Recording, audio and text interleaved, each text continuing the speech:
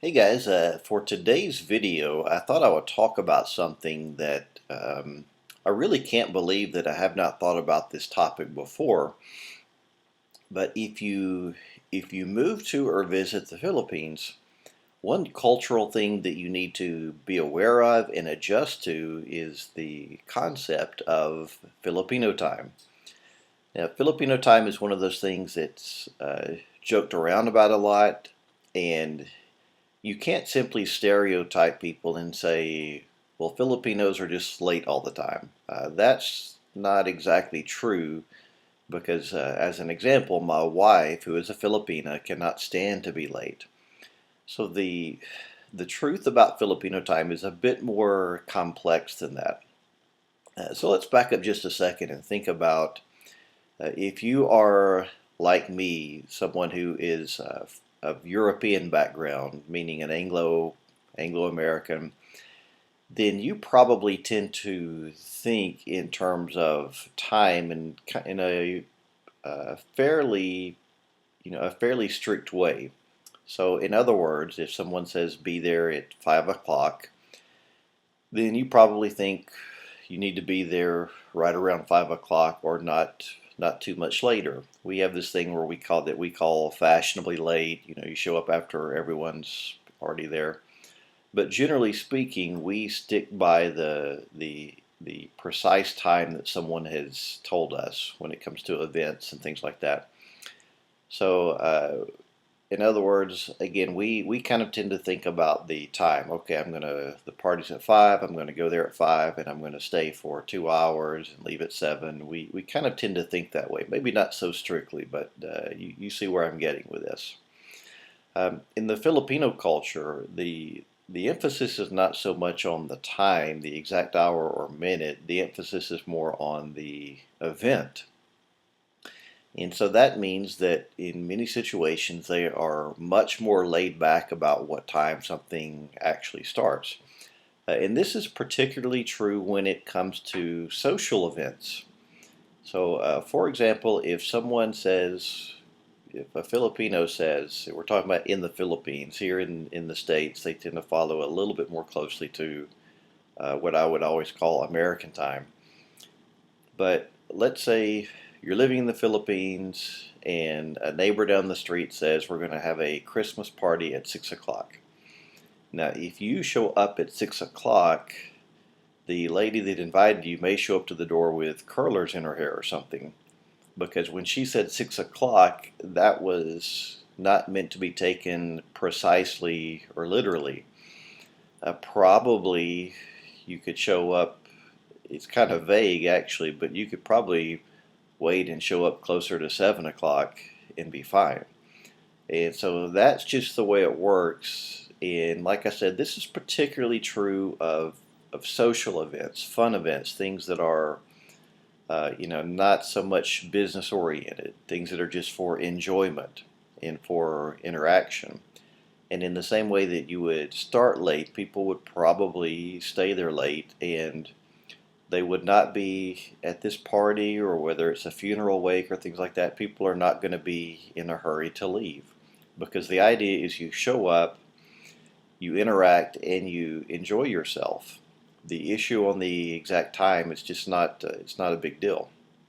Now, the challenge comes in with the fact that Filipinos understand that there are some contexts for which Filipino time does not work. So if it is a business appointment that you have with someone, you should, and they say 5 o'clock, 5 p.m., then you need to try to do the same thing you would do here in the States. Show up a few minutes before, do your best, not to be late. And so for business type things, there is still this idea that being laid back or relaxed about time is not good. Now there are certain events that it's kind of vague. You never know exactly which time reference is going to be used. One example I can think of is church. I've had the opportunity, obviously, to being a missionary to attend all types of church services in the Philippines. and they have different approaches to this. Some of them really try to stick to starting on time.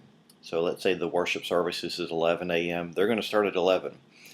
Now, even if they do that, you're going to see more people coming in late probably than they would here in the U.S.